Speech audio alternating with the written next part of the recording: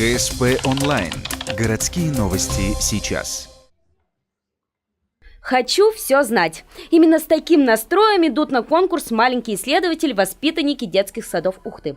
Это интеллектуальное состязание для малышни в нашем городе проводят уже 7-й раз. На нем дети 5-7 лет презентуют свои первые научные работы. Конечно, до большой науки этим юным гениям еще нужно проделать огромный путь. Но кто сказал, что первые шаги нельзя сделать уже сейчас? Быть может, перед нами будущее талантливые врачи, химики, культурологи, которые сегодня по-детски рассказывают о важности чистить зубы, смешивают краски и задумываются над тайной египетских пирамид. Некоторые считают, что пирамиды построили рабы, которые умирали тысячами при строительстве.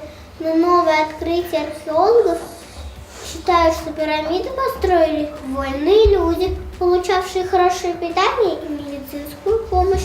Но другие полагают, что людьми первые жители нашей планеты.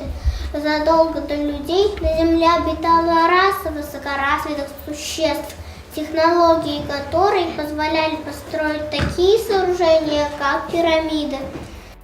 В итоге за 2 дня конкурса в нем презентовали 53 выступления воспитанники 28 детских садов Ухты в 2 возрастных категориях. В 5 номинациях выявили 8 победителей. Эти ребята смогут продолжить свой путь в мире исследований уже совсем скоро, ведь они получают возможность выступить на республиканской конференции «Я исследователь, я открываю мир». Она состоится уже в декабре в Сыктывкаре.